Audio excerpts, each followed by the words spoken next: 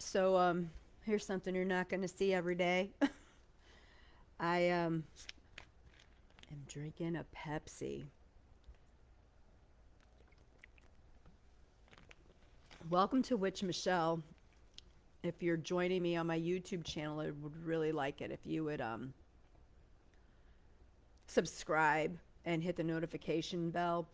I know that my videos or our videos when I work with the other Michelle can sometimes be long and tedious, and I really am sorry. You can fast forward through stuff. Seriously, we're just learning and we're really trying to build our channel up. And it would be nice if, even if you've watched here, that you would go out and subscribe to the other channel because I do these on Facebook Live. And then on Fridays, what we're planning on doing is actual live witch and paganism talks, kind of sort of almost like doing witchcraft 101, and it's if you were in a coven with us and we were going to teach you as a new student is really what we've been thinking about doing. So generally what I do during the week, because this week's card was about incubation and resting and growing things. It's almost like the Imbolc card. It really reminds me of that because it's a bear and she's a mother bear and she's asleep, hibernating for the winter, and she's also pregnant. And so this is when that bear is at its most vulnerable. But the thing that's happening around her is that other spirit guide bears, ancestors for her, are also around her and protecting her. So it's a reminder that there's always the cosmos, well, at least in how I believe, are people that have gone before us and have a better vista from this life in this shell, actually see things in a different way than we do. And so when we are vulnerable or need rest and recuperation and just some time to be down, I feel like they are around us, hoping that we move forward, asking us to break some cycles that have been generationally brought to us. I more often than not speak that in terms of being a female, but it doesn't necessarily just relate to feminine problems or empowerment or disempowerment or that. I mean, it can apply to anybody's life, but since in this time and place I am a woman, so that's where I come from. And so today, as I was I got up this morning and I'm like, I'd watched somebody on Facebook yesterday do a whole murder and makeup thing because I really kind of dig murder porn and stuff. And she just did a spectacular job with her makeup. And I was like, I'm getting up tomorrow and I am catfishing my ass off before I go to the grocery store. So I got up and I did full on glam, like more glam than I've done in a really long time. And uh, I felt it took me like 45 minutes to an hour just to do my makeup. That was not with a shower. That was just makeup to get. And I remembered that I missed a couple of steps. It was crazy. I think maybe tomorrow I might do my whole thing right here with Aliel, and we'll talk about my shadow work card of the week while I do that full on catfish thing.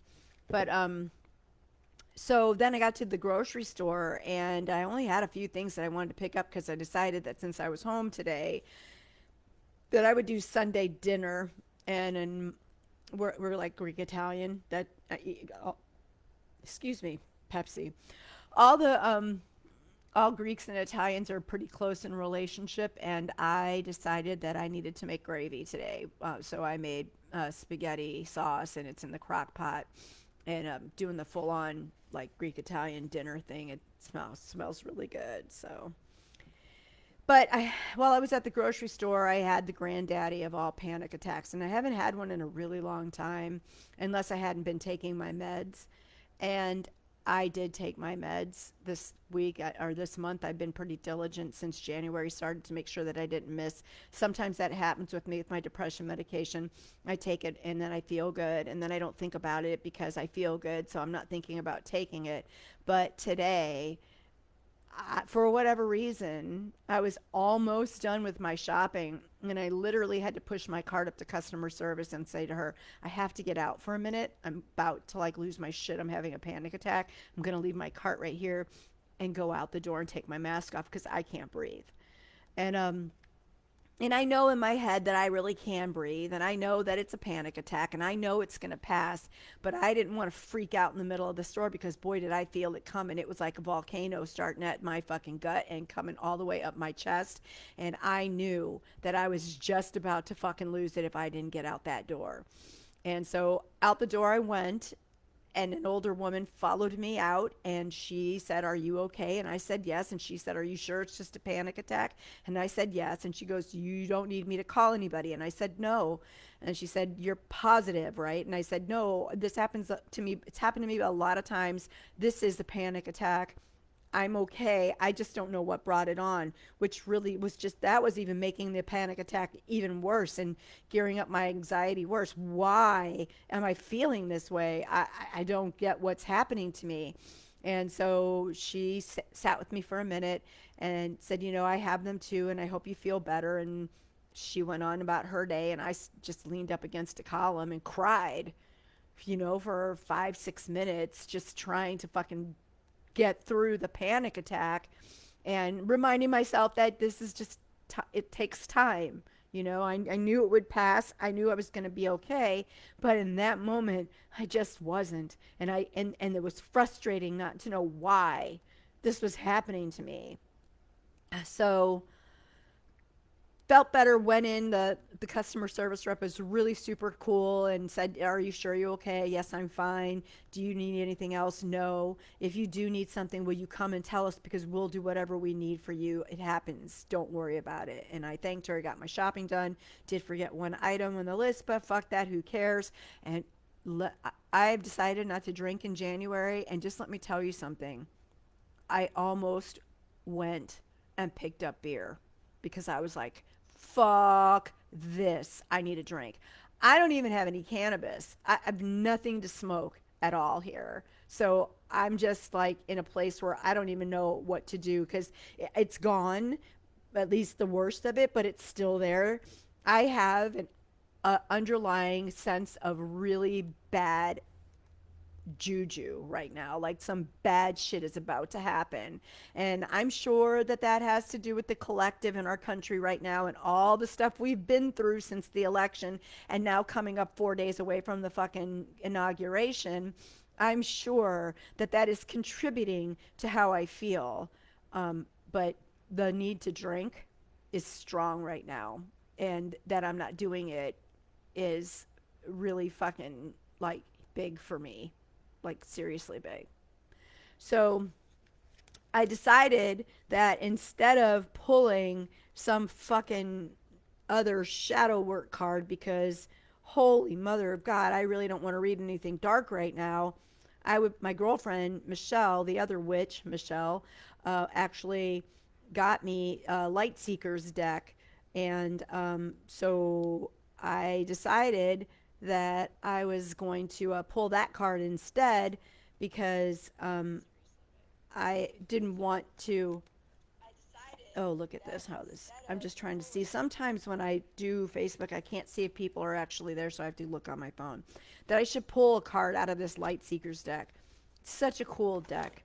And the card I got, and I have not really, and I didn't really pay close attention to it when I pulled it either. But the card I got today was the Three of Pentacles, and it is about collaboration with other people and using other people's gifts. And you can see they're working on like a macrame piece right here, and there's 3 people doing it. To me, it looked like a fucking stop sign. And the first impulse I had when I looked at this card was look for the signs. And I didn't know what that was going to mean in the big scheme of things. In my other Robin Wood deck, let me just pull that up real quick. I know I should know better about cards. I was talking to my girlfriend yesterday. Tarot is the thing I've always wanted to do, but for me, being able to look at somebody and go, oh, you're an Aries, is my gift, of course. So, oh, the Three of Pentacles is the Master Craftsmanship card. Actually, let me just tell you how that goes in here. This card means the seeker's skills and abilities will be appreciated and rewarded. Care and effort will lead to success, artistic ability, achievement, recognition. Also, increase in rank or power as a result of doing outstanding work, which is all good and fine, right? But in this, I'm just going back so I could see the Facebook thing. Um, so this card is about collaborating with other people and not just doing stuff on your own. It's a cooperation and community, teaching and learning, sharing and listening, teamwork. There is no limit to what you can manifest together. And I think that that's really cool because that's what Michelle and I are trying to do with that YouTube channel is something different than what you normally get with witchcraft and paganism. Because if you listen to our video on Friday night, we feel like it's the same stuff, just repackaged in a different way. And I am Angry Michelle, and she's like the happy translator, like how Obama had Angry Obama translator. I'm the Angry Michelle translator. I feel like most pagan books are like Harlequin romances, and they give you like a formula and then you just fill in blanks with different words and things that you want to say about the same shit that we've read for 20 years. I can't remember the last time I picked up a pagan book because it's all the same stuff. So I feel like it's kind of cool that this collaboration card came up because that's actually what we are doing. um, I try to get these fucking glasses on so I can read this shit to you because I don't know these cards. Obviously, I don't know my other ones either because I suck at that. But anyway, working with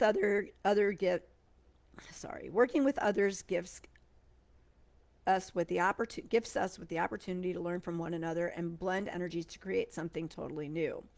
Look for conscious collaborators as mentors, apprentices, or both. Co-creating together for the good of the whole is powerful magic.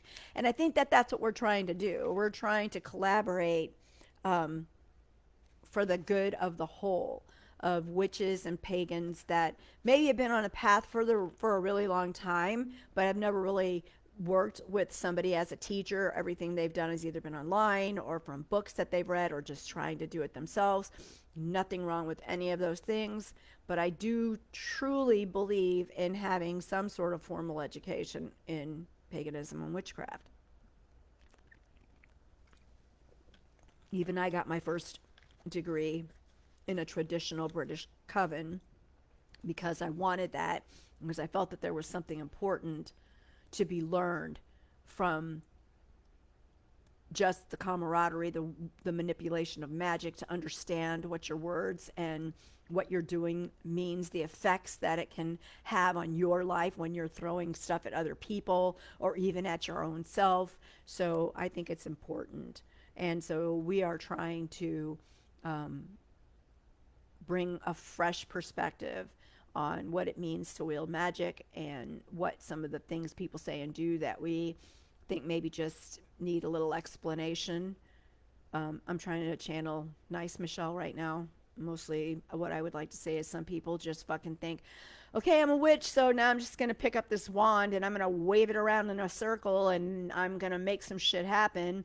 And that's some dangerous shit.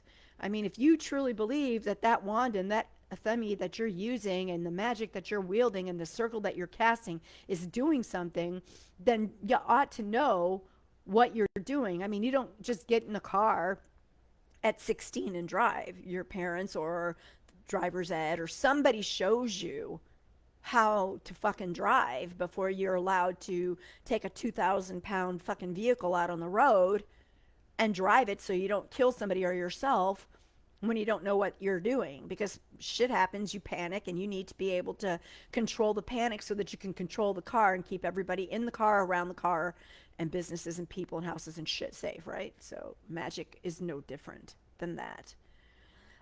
Remember that your relationships are the base of your well-being. And that's the truth, because when I got out of that Publix today, the first person I called was the other witch, Michelle. Help a hook her out because she's freaking the fuck out here. Um, if you're having trouble with others, seek to align goals in order to cultivate peaceful unions. Mutually beneficial relationships place equal importance on each person's novel wisdom. Novel means new. Um, and way of being in the world. Regardless of the relational hierarchy, everyone has something uniquely enchanting to bring to the table. We talked about that a little bit on Friday. See one, do one, teach one was part of the very first coven that I was in. And so we had a little discussion about whether or not everyone can teach. Some people said they didn't think that could happen. I personally am of the school of thought that anybody could teach. Um, so I think it's important that you have time with a teacher, and you watch how they cast their circle and the magic that they do, so that you have an idea of what you're doing. So collaboration is so important, especially in a magical life and in our magical spirituality, because we don't really have one book that tells us here's what the gods require of us. Because honestly, we pick and choose, or they pick and choose who we're going to worship and how we're going to worship. And each one of those gods requires different disciplines and offerings, and you have to come to them in certain fashions, in the way that you are clean and what they want you to bring them as far as a food or drink offering. All of that is important. Greek gods, they don't like to be placed with a whole lot of other gods and goddesses. You need to think about who you're putting next to each other, and who you're invoking in your circle, so as not to disrupt the time-space continuum and get slapped from that cosmic 2x4 that's going to come down. It's why collaboration is important. And when someone tells you, wait a minute, that might not work so well, don't be disheartened or feel like, well, that person's telling me what the fuck to do, and this religion says I don't have to do this, or witchcraft says I don't have to do that. No, you don't have to do it even after somebody tells you it's not the thing to do. But we would be derelict in our duties if, when we saw something happening in a circle that we were casting or watching you cast, and you were a part of something that we were about to step into, or we were teaching you, or you came to watch because you wanted to learn, and we didn't tell you what we thought the ramifications of what you were going to do, good or bad, we're derelict in our duties. It's very important that that happen. When life paths are entwined, strive to create harmonic states as you weave your way in and out of one another's days. Welcome people into your heart and open door for possibilities that didn't exist before. So, yes, we need to let people in, but we also need to teach them that witchcraft and paganism are not something you play at. It's real energy. These are real gods and goddesses. And when you ask for things, it's very important that you are showing them and telling people what the ramifications of the things that they're calling in and the practice that they're doing is making. So the fact that I drew this card today makes me realize that the collaboration that I have with my friend Michelle right now is actually helping me through the shadow work that I'm doing. It's nicer to not have to carry the load of depression, panic, and anxiety all by myself. Yes, I have a therapist. Yes, I have people that love and care about me. But to have somebody else in my life that also struggles with a mental illness, panic and anxiety, overthinking things, that's a beautiful fucking thing to have, and takes the load off. So yeah, that's it for today. I hope you guys are having a good day. If you have any questions, I'm looking at people out there that are not pagan that might want to know what the heck I'm talking about or how I got on this path. Because where did it come from, Daryl? I'm thinking of you specifically. I would love to explain how I got here. I've been practicing witchcraft and paganism for 20 years, actually longer. Probably, 20 years this month, 20 years. Michelle longer, 30. So we have combined 50 years worth of experience that we are hoping to share with other people. We really would like people that are not familiar with paganism and witchcraft to not be so scared of it and see that, you know, it's just like any other thing. Honestly, if I took students on right now in order to explain to them what creating a magical space was about and raising energy, I would take them to an Orthodox church and show them what happens there. And take them in from like the early part of the morning because a lot of stuff happens early in the morning. And when you get to the Orthodox church, chanters start raising energy right away. Um, they smudge and sense the place with frankincense and myrrh, which has very strong magical properties before the priest ever walks onto the altar to perform the service, because the energy needs to be raised and focused. In Protestant or Pentecostal churches, that's why you do praise and worship first, because that raises the energy for the service. So the same thing happens in paganism. We just may do it in a different way. We've chanted, we've drummed, we've danced, um, we've held hands and pushed energy around circles and set our intention up by just holding our hands and raising that energy up and out into the cosmos.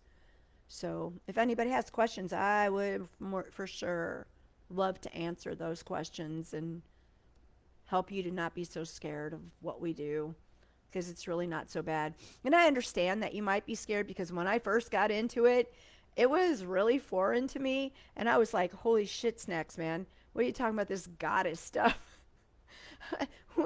I'm going to go to hell for this. And no, I don't think, I think that hell and the fear that Christianity, at least in my experiences, to control you and to control how you behave. And I don't think any God that you are giving time and respect and love and prayer to wants to see you eternally suffer because of what you said or did on the planet. You know what I mean? I just don't see it. I think there's a lot to be said for deathbed confession and apologies and right states of mind and trying to just be your best person and live with respect for other people and animals and the planet. That's really all witchcraft really is about. Just living that way, respecting other people, understanding that what you put out comes back to you because we're all connected by a web. So eventually it just circles back around and you get it. So I try. I know I'm not always good at what I do, but I try to push good out and love out so that I get all of that back amplified. Because can't we all use a little more good and a little more love and a little more consideration and respect and honor for the way other people live their lives? I watched that real estate agent, and I don't want to get too political in this because that's not what it's about, that went to the Capitol building, and she doesn't think she did anything wrong when she smashed those windows. That chaps my behind so bad because we swear an oath to protect people. And we swear that oath to protect people that are marginalized already. And by her going there and doing that and not seeing anything wrong with not obeying the law of the land, it just makes me wonder, what other things are you not looking at? What other laws do you not follow? What other code of our ethics do you not follow? And I can tell you in my own experience of being the odd man out in real estate get togethers, especially where we're having luncheons and they want to um, have us pray, and I would not do it. I got so much shit for not wanting to stand up and pray because it wasn't my God. And they're supposed to respect my choice of religion. And if they can't do it with one of their own, how the heck are they supposed to do it with somebody that isn't? Stefan says, you'll have to explain the three elements of paganism and witchcraft in terms of light and dark forces of same name, as well as how this is done to keep people from investigating the true nature of. Well, first of all, there is no light and dark witchcraft. There is witchcraft. Can I do things that are not fluffy bunny? I'm just going to raise energy so that we're healthy. I'm just going to raise energy so that I make money. We're just going to raise energy so I get this job or I have a court a good outcome in a court case. Of course I can do all those things. But since we live in a world where there is good and bad, and magic and witchcraft, you can protect yourself with that. I'm going to pick up my tools and come at somebody if they come at me. But just understand that I am going to do a bunch of shit first before I come at them with magic and tools, wands and athemes and whatever else that I'm going to use when I go out there, hair of the dog, Nazareth. I'm going to try to settle whatever problem or handle whatever problem in a mundane way, discussion and apologies and love and work on it that way. But if somebody is coming for me or mine and will not listen to what I have to say, you can bet your ass I'm going to sling some shit at somebody. And I'm going to sling it hard. I can give you an example of when people came at my kid when he was really little and fucked with him so much that this poor child was so terribly upset and scared and sad and lonely. And I went to the parents and I tried to say, hey, he's a new man in the fucking neighborhood. All your little kids have known each other since they were 3, going on their little play dates and birthday parties. No one wants to include my son. Can you help? And I had mothers look at me straight in the face and say, nah, we're not going to do that, because if they want to be friends with somebody, they're going to be friends with somebody. And if they don't want to be friends with somebody, I'm not going to make them do it. Okay. Thanks for your time. And in my backyard, I went and I threw so much shit at people, screaming and crying to my gods and begging for some justice, that I made people move out of the neighborhood. And when I tell you I made them move, they moved. Like, not even get a sign in the fucking yard. Move. Gone. Bye. See ya. And that was the person that caused most of the shit in the neighborhood. And after he was gone, it was over. And my kid settled into the neighborhood and things are better, or were better. Don't fuck with my child. Don't fuck with my lover. Don't fuck with me. Come talk to me. I am a reasonable bitch. And that sounds funny, right? But I am. Did that answer your question, Stefan? You might not agree with that, and that's okay. I'm speaking of how it is projected in books, media, and mainstream, not your spiritual. Oh, you mean so like Charmed and The Craft and all that? Yeah. Or Sabrina. I mean, the circle that they cast for Hecate and Sabrina was pretty fucking cool, but I have yet to have manifestations of wind and whipping shit, and there's no demons coming out of the ground at us or anything like that. I have felt the energy though. Now we have literally been able to pass shapes around to each other and know what the shapes were when they got into our hands. I was able to identify physical objects in a dark room with blindfolded, with somebody just holding the object in front of me and pushing the picture at me. I've been able to do that. I mean, that kind of thing. What you see on television is not witchcraft. I have not yet once seen Harry Potter. None of that. That's not witchcraft, and not in the sense of what you know, a mundane person in the real world would be practicing.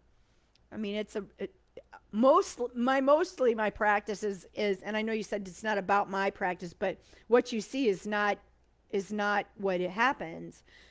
Mostly what I do is put offerings out during full and new moons. And if I have some serious shit I got to do, I take time, I put things together, I grind up herbs, I'm putting intention into fucking candles and burning that shit. And sometimes I'm burning pieces of paper in the cauldron of shit I write out that needs to be gone. I mean, you know, it's sympathetic magic like our ancestors did when they lived in fucking caves. I mean, that's the reality.